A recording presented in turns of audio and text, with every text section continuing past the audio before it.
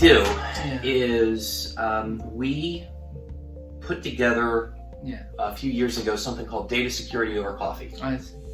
And we did that because what we wanted to do was find topics that were going to be of interest to people and kind of make it a little bit lighthearted, not this really serious podcast and so on. So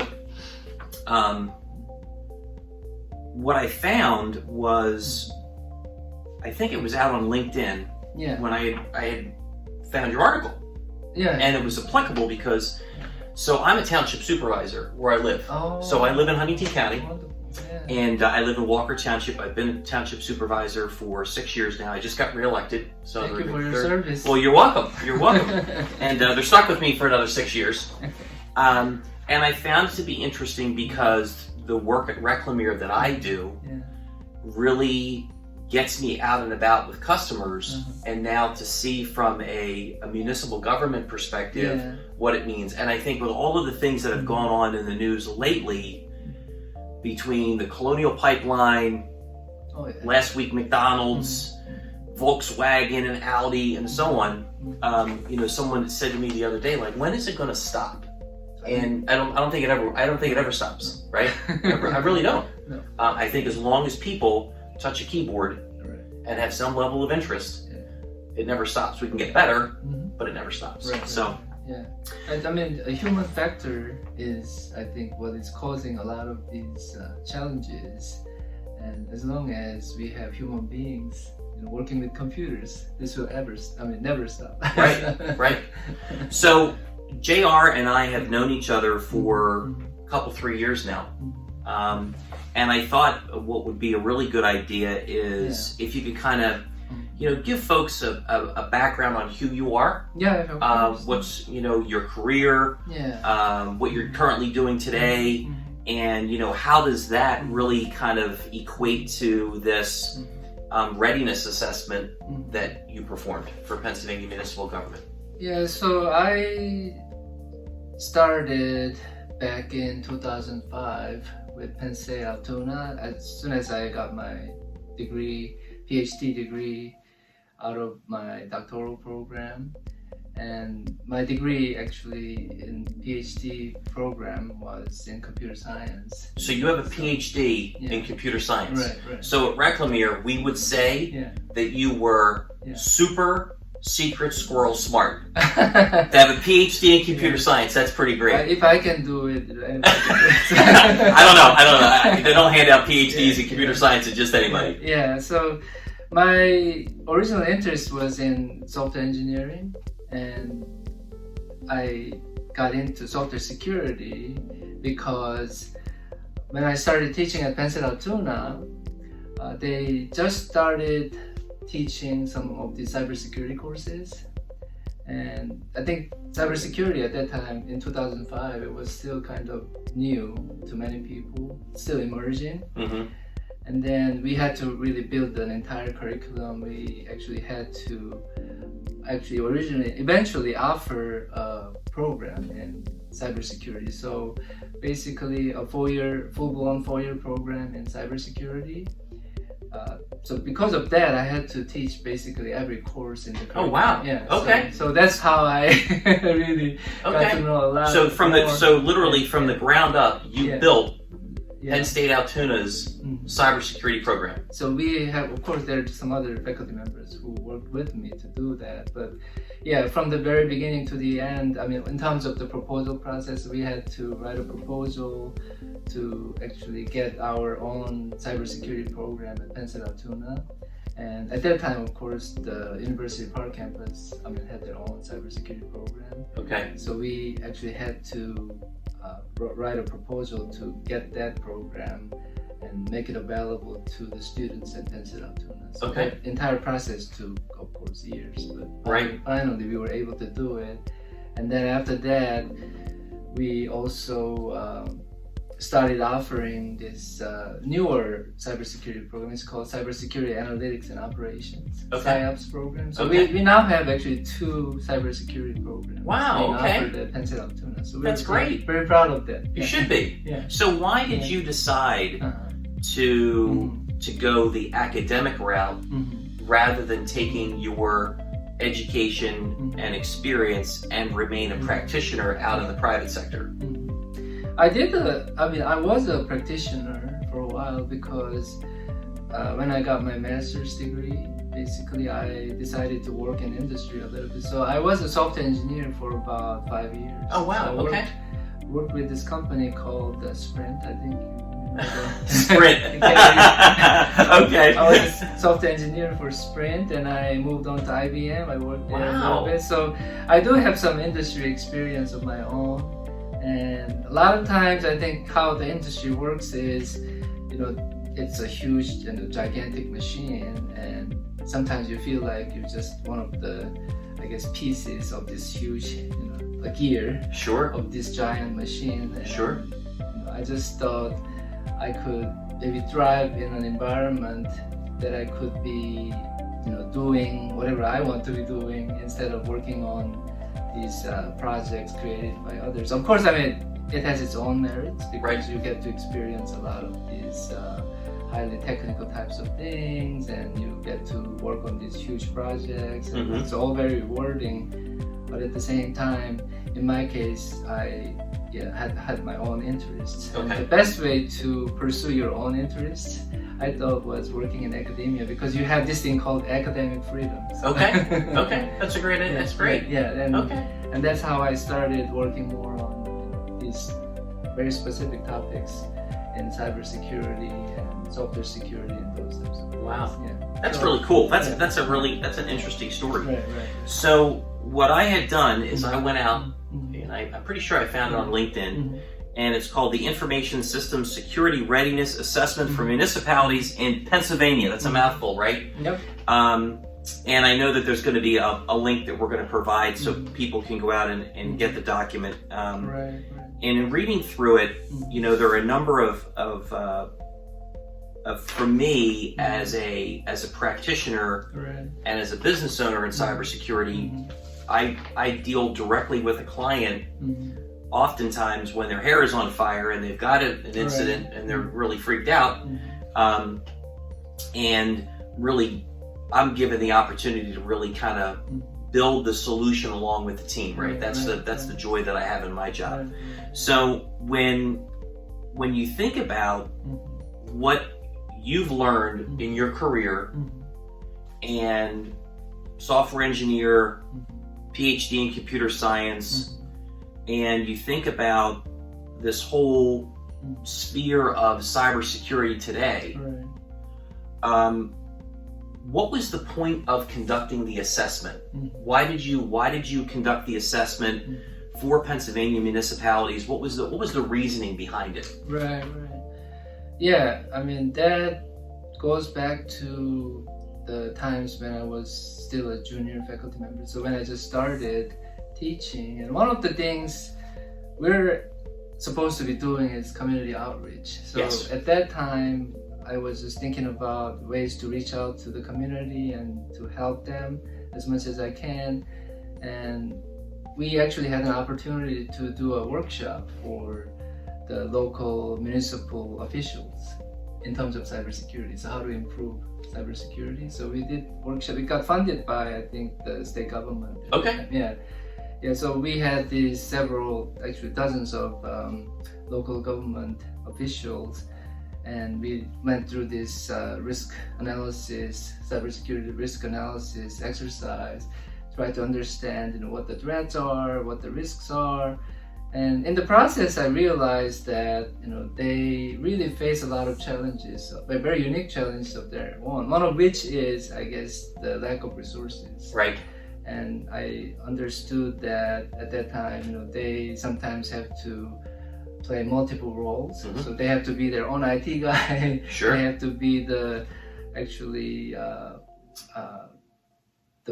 person who's in charge of the whole municipality, So that made me think we should do some kind of an assessment to understand exactly where the municipalities are in terms of their cybersecurity, because the first step to solve any kind of problem is to understand what the problem is. Right. Right. So in that sense, assessment was really important.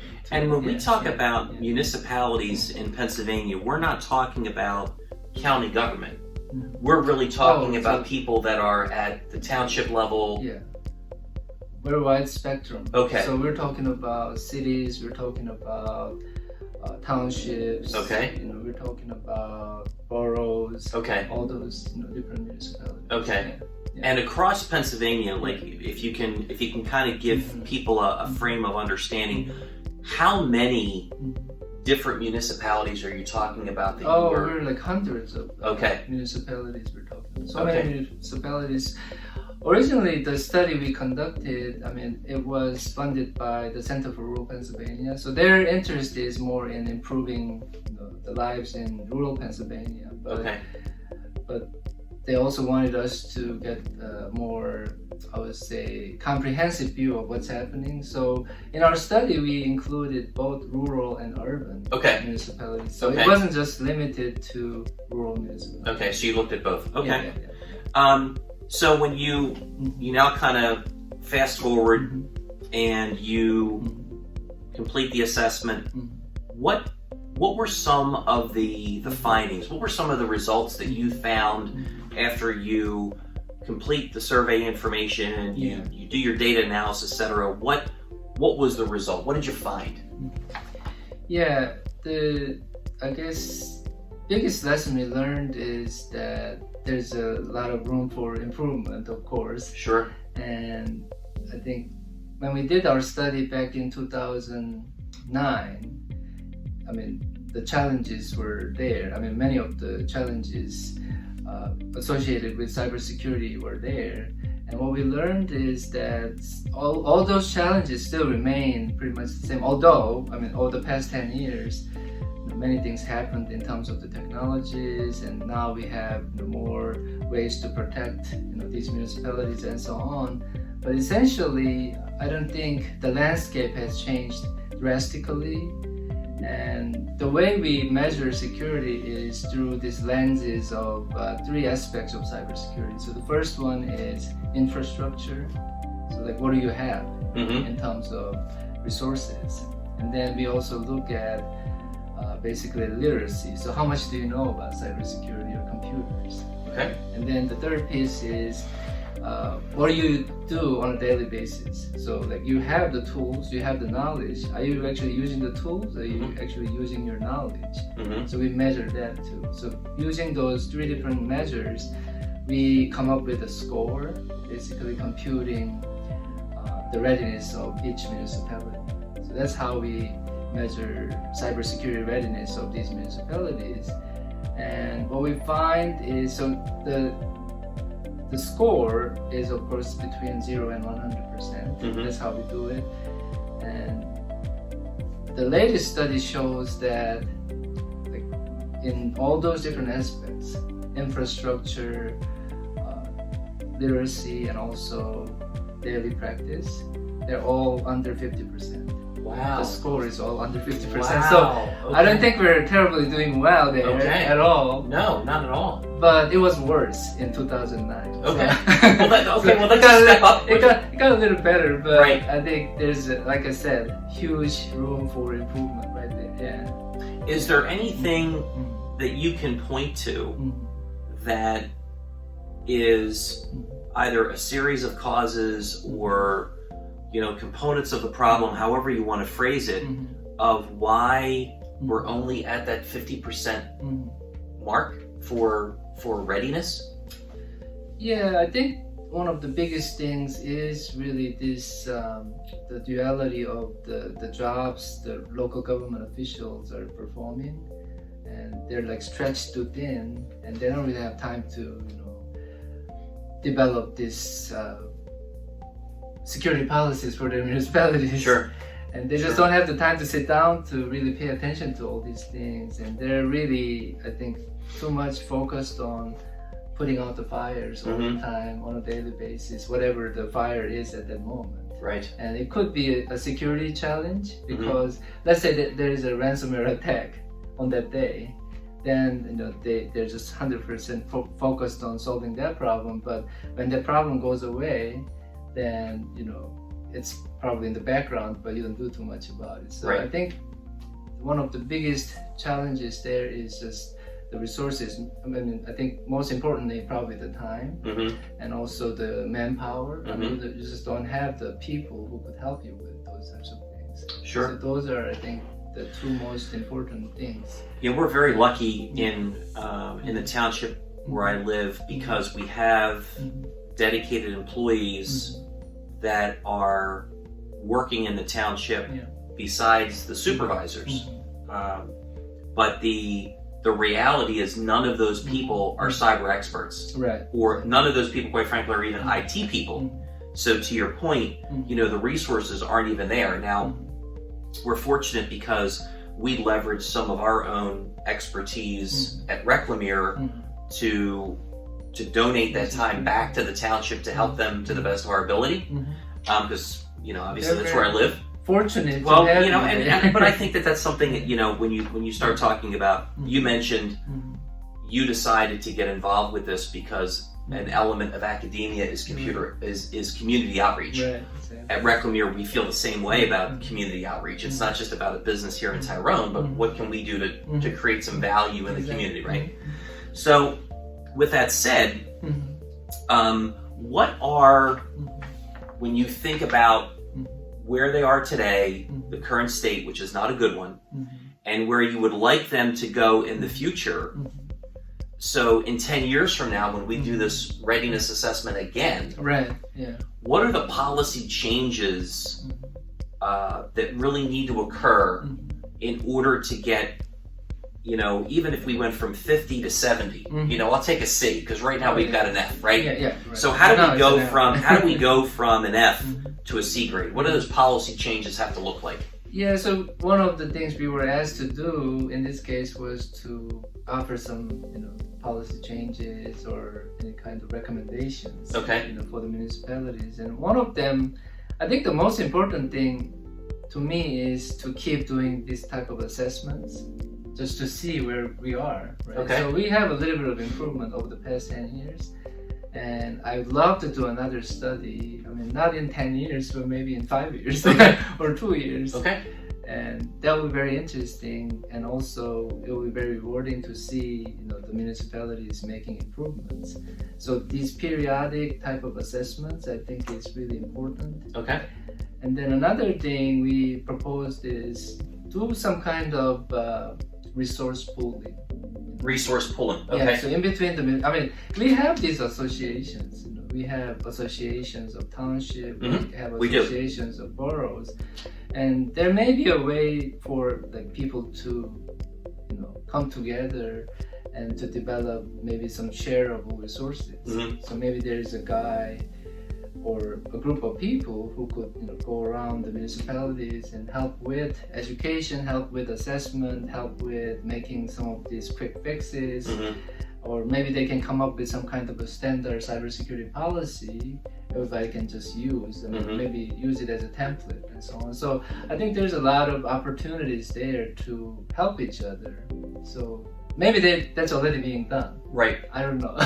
And last time when I spoke with some of these organizations, the boroughs and the township organizations, they told me they don't have anything like that at the moment. So my hope is, in between now and I guess the next time we do the study, we definitely have some kind of an organization that helps with all the municipalities in the state or even in the whole country. Because I think one of the biggest weaknesses we have here in terms of the local governments, in terms of cybersecurity, is this lack of resources and lack of collaborations, and we're all kind of in silos. And I think in terms of the overall cybersecurity readiness for the country, I think the weakest spot or the weakest link could be the local governments.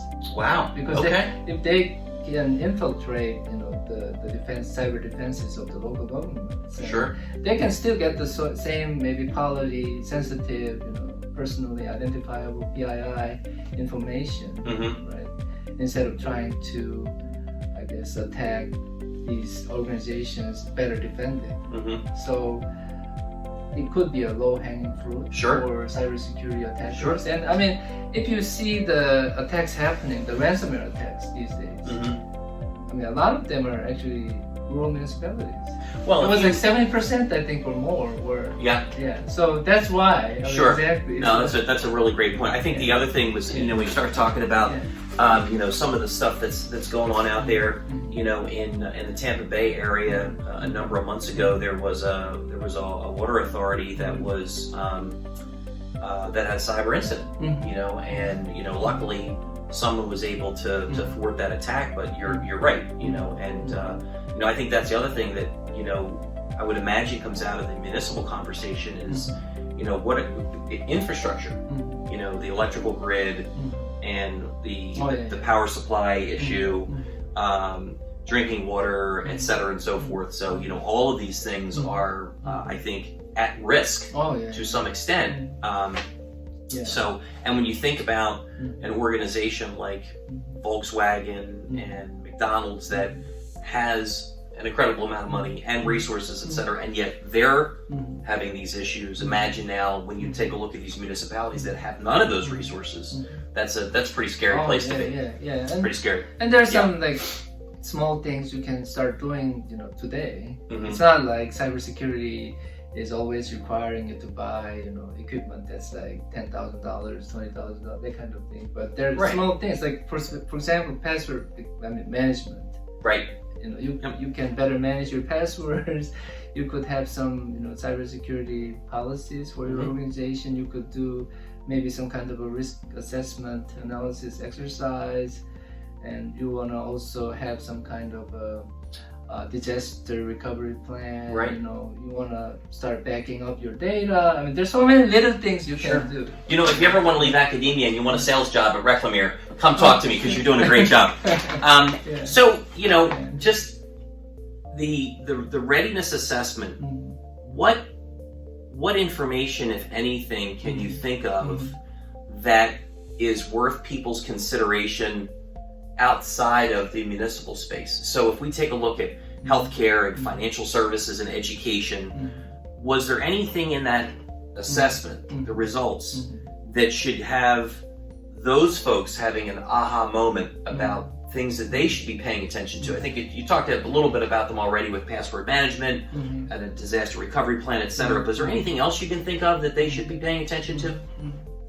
Yeah, the organizations, I mean, you're talking about like banks or the companies, industry companies, or, I mean, that are not municipalities. I think they run into similar challenges.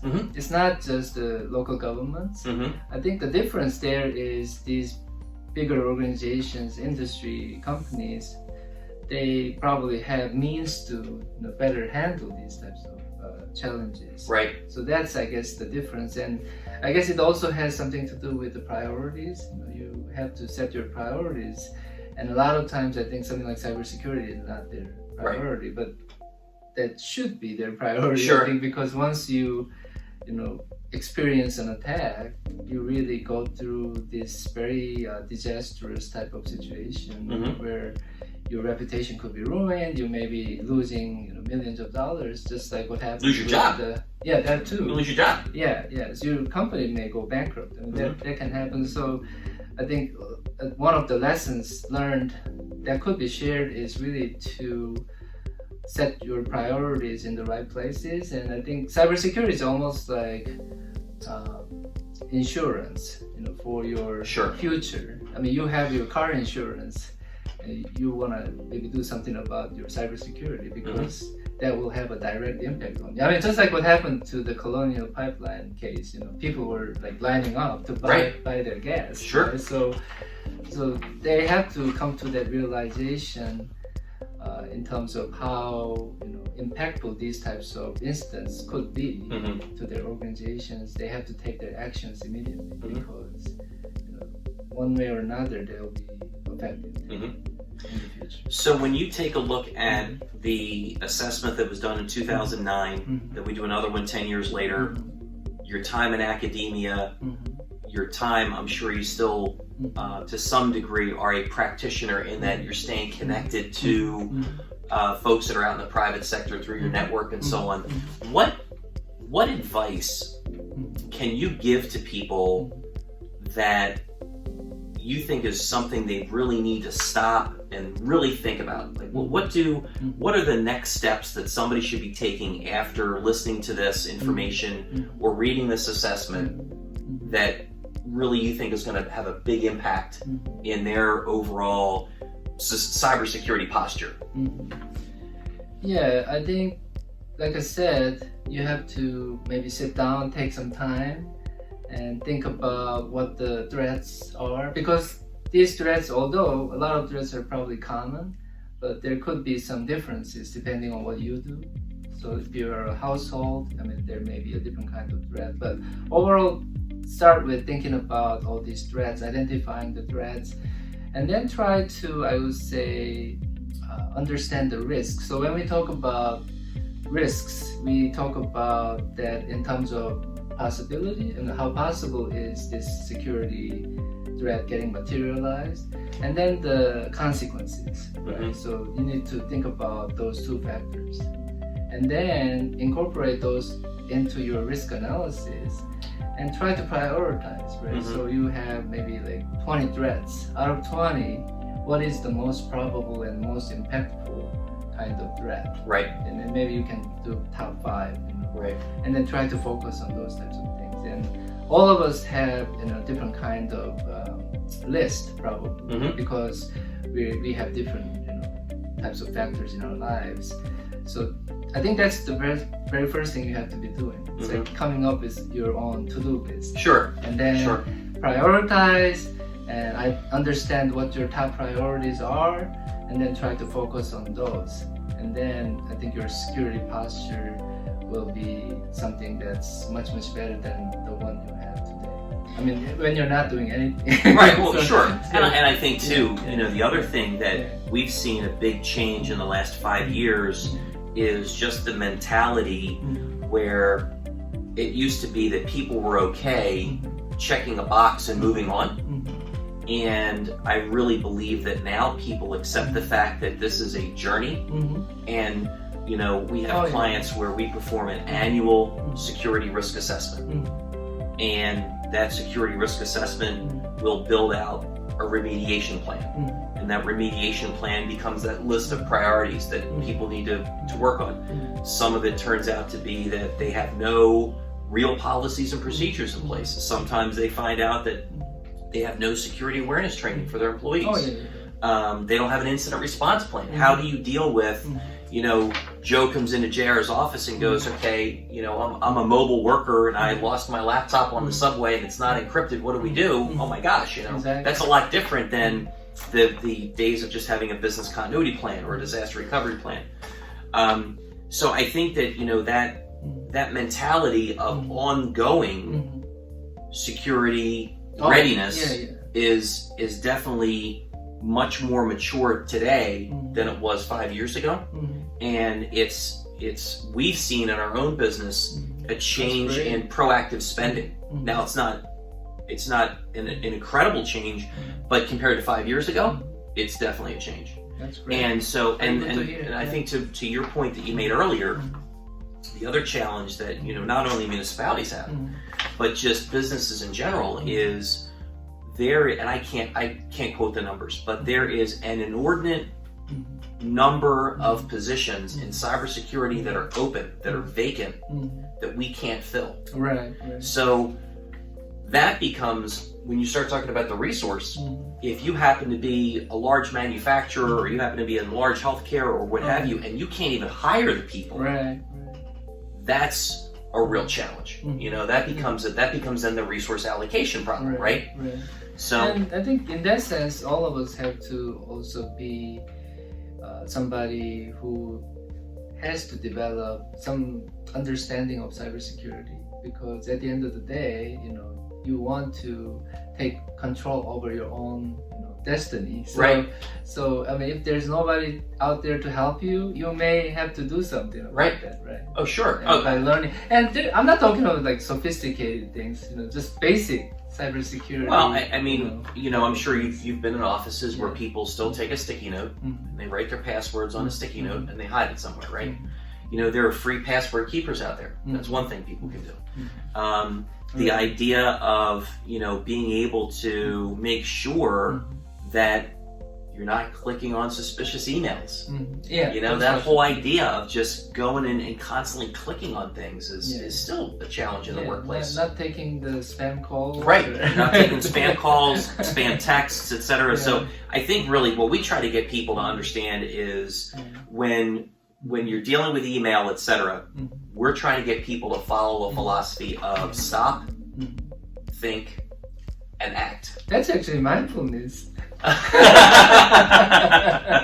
Right? Yeah. Because and I think it definitely plays a role. I mean, cybersecurity and mindfulness, I think, has a lot of connection. That's a great connection. Yeah, that's great. Basically, being mindful means you're always aware, you know, and cybersecurity definitely requires awareness. Right. The technique you're talking about is a kind of mindfulness technique. We could write an article about cybersecurity mindfulness. We should. We could do that. I'm very interested. We could do that. That'd be exciting. Yeah. Oh my gosh. Yeah. So, number one, I want to say thank you very much. Yeah. Like I said, I've known JR for a while. He's a really good friend of Reclamere. And anything that you wanted to kind of wrap it up with before we close out today? Oh, I wanted to thank you for the invitation. I always wanted to visit, you know, the company, and finally I have a chance to do it today. And you talked about the lack of, you know, the qualified individuals who can work in the cybersecurity field. We happen to have 2 cybersecurity programs at Penn Altoona, and I think we can definitely help with that challenge. You sure can. Lack of, yes. The manpower. Yeah. And I know the kind of collaboration you're starting, the industry and the academia. I mean, it's definitely a good starting point to encourage more students to get into this very exciting field of cybersecurity. There are tons of opportunities out there, and I think in your case, you can actually come to even our campus and talk about we'd love to. What is really happening in the real world, and the students will be really, really motivated to finish their degrees and join you. Well, it'd be great. Absolutely. Well, thanks for joining us on Data Security Over Coffee. It was really great to have you. You're very welcome. Thanks you so much. Thank you.